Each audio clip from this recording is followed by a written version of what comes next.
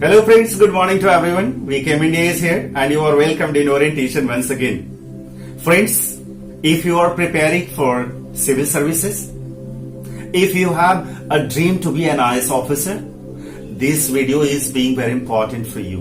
Because through this video, I am going to give you complete information about exam pattern for civil services examination.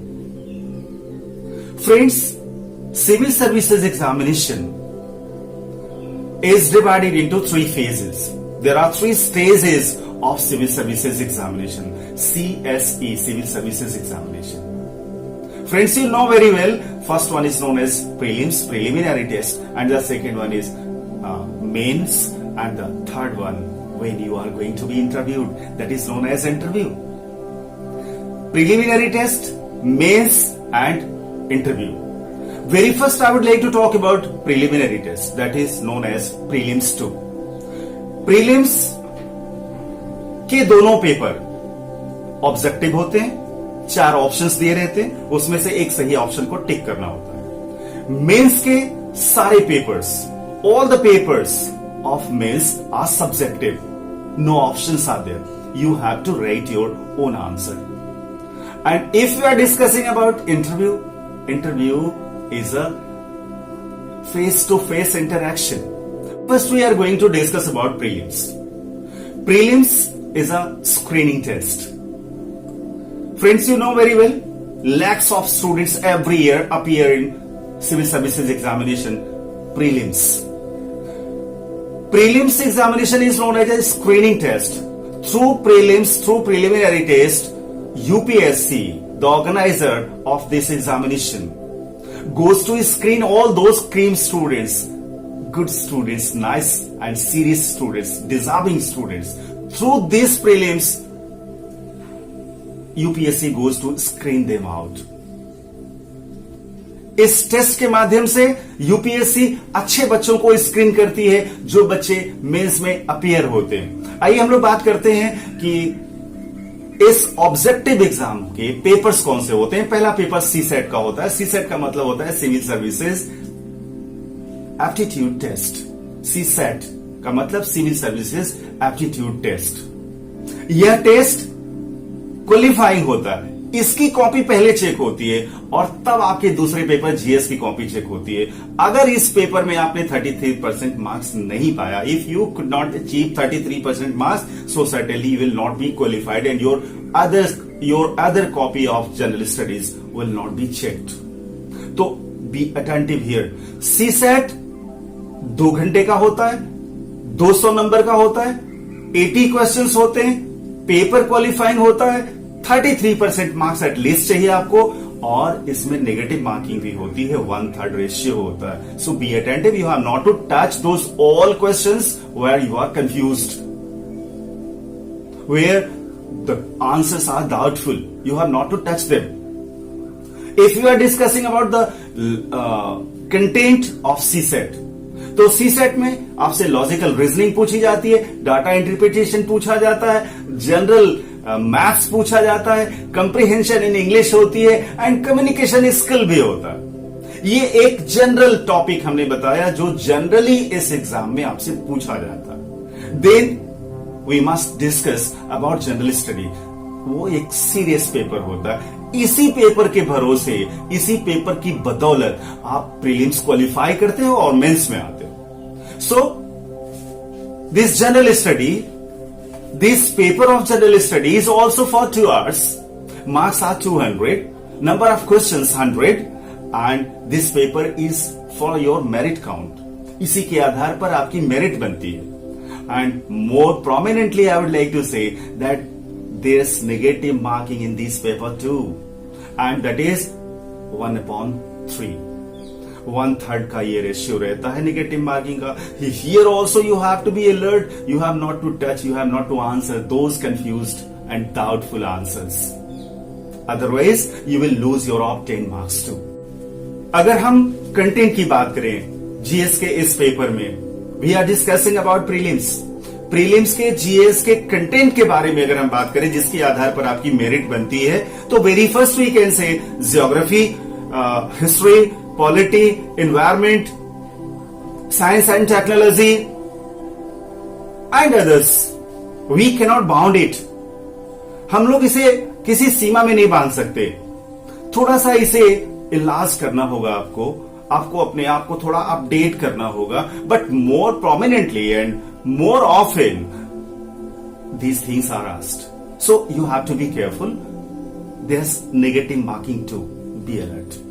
Now I suppose you qualified prelims and now you have to appear in mains examination. We are going to discuss main exams. In main examination, all the papers are subjective. You have to write answers. So very first two papers of language test is there. First one is known as General English. And the second language आप कोई भी ले सकते हो. भारतीय संविधान की 8वीं सूची से दिए गए लैंग्वेजेस की लिस्ट से किसी भी लैंग्वेज को आप ऑप्ट कर सकते हो.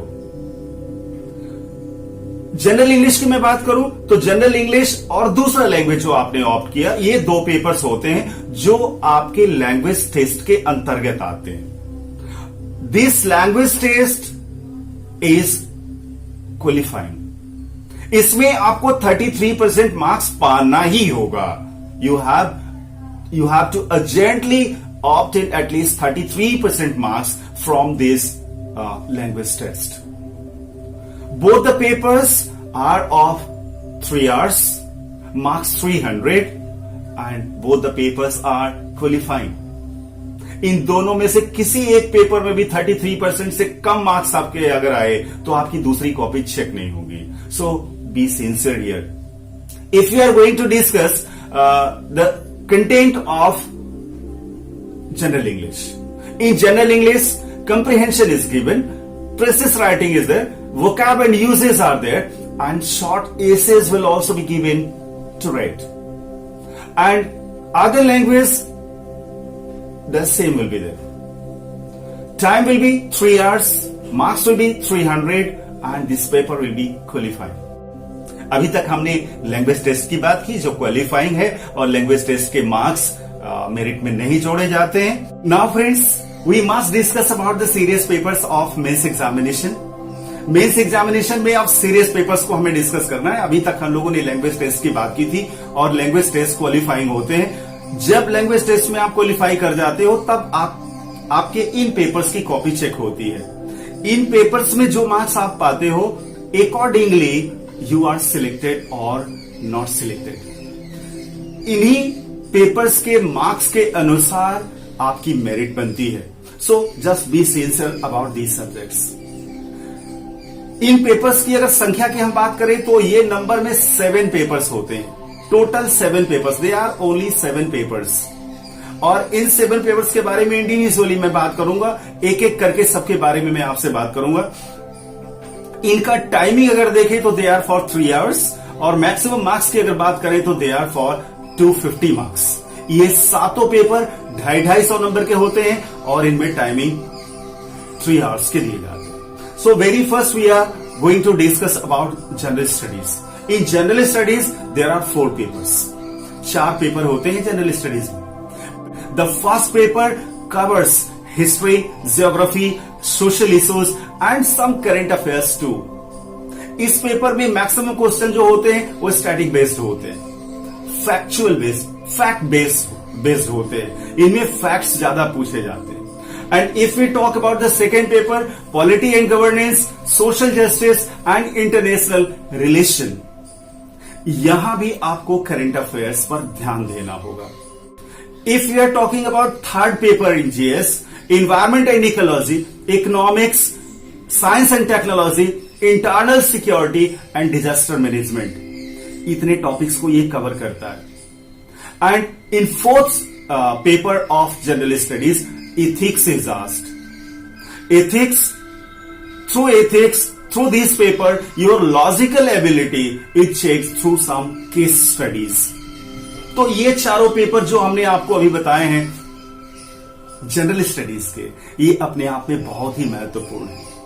Now fifth paper we are talking, 1, 2, 3, 4 are intimately related with general studies. Now we are going to discuss about fifth paper. Fifth paper is of essay writing, यह एसे राइटिंग का paper होता है.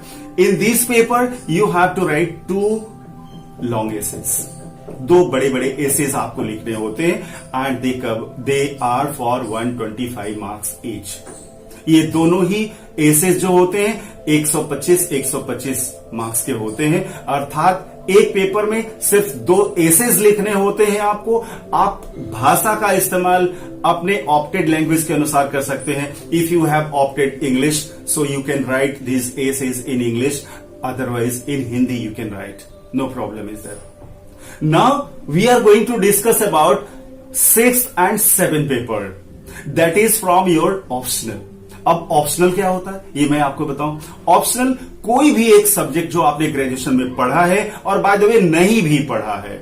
The list issued by UPSC. UPSC optionals की एक list जारी करती है और उस लिस्ट में से कोई भी एक सब्जेक्ट आप अपने लिए सिलेक्ट कर सकते हो और उस सब्जेक्ट से 2 पेपर्स आपको दिए जाएंगे.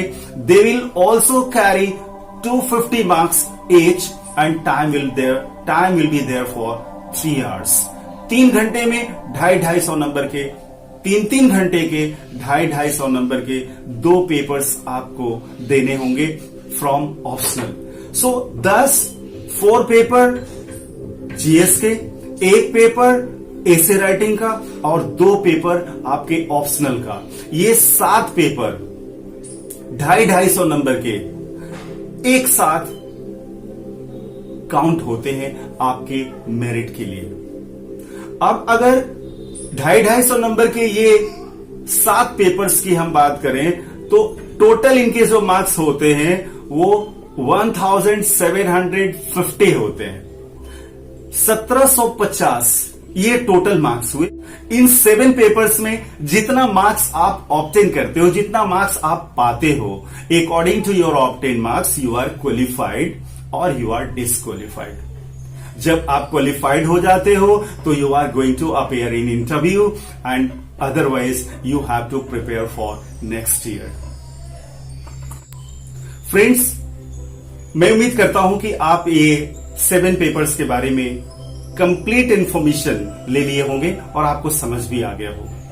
अब अगर कोई इन 7 पेपर्स में रिक्वायर्ड मार्क्स अचीव कर लेता है तो उसको क्वालिफाइड डिक्लेयर कर दिया जाता है and that one has to appear in interview. अब इंटरव्यू के बारे में हम लोग डिस्कस करें. इंटरव्यू जो होता है ये 275 मार्क्स का होता है. इस इंटरव्यू में एक पैनल होता है, एक बोर्ड होता है, 4 या 5 या कभी कभी 6 लोगों का भी होता है. इसका एक चेयरमैन होता है, आपके सब्जेक्ट के एक्सपर्ट्स होते हैं, साइकियाट्रिस्ट भी वहां होते हैं और उस बोर्ड की ये जिम्मेदारी बनती है कि आपका एक ओवरऑल पर्सनालिटी टेस्ट ले. इसमें आपका एक पर्सनालिटी टेस्ट होता है, एक आपका साइकोमेट्रिक टेस्ट भी होता है. आपके दिमागी हलचलों को भी पढ़ा जाता है कि how much you are positive and how negative and how much confused you are. ये सारी चीजें उसमें चेक की जाती हैं. एक असेसमेंट टेस्ट भी आपका होता है इस इंटरव्यू के माध्यम से. Out of 275 friends, we must talk about the final merit. Final merit कैसे बनती है? 1750 मार्क्स आपके मेंस से लिए जाते हैं और 275 फ्रॉम इंटरव्यू.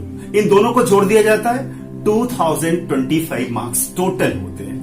और इन 2025 मार्क्स में से आप जो पाए रहते हैं या सभी अभ्यर्थी, सभी एग्जामिनीज जितना पाए रहते हैं उसके अनुसार एक ऑल ओवर इंडिया मेरिट बनती है. और उस मेरिट में अगर आप कट ऑफ तक आते हैं तो वाओ, यू वन, आप जीत जाते हो.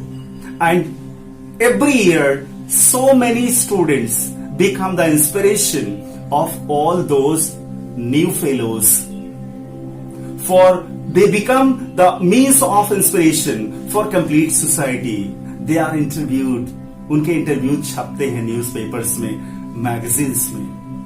And I wish next year you will also be the means of inspiration for the complete society, for all those new students who really wish to do the same.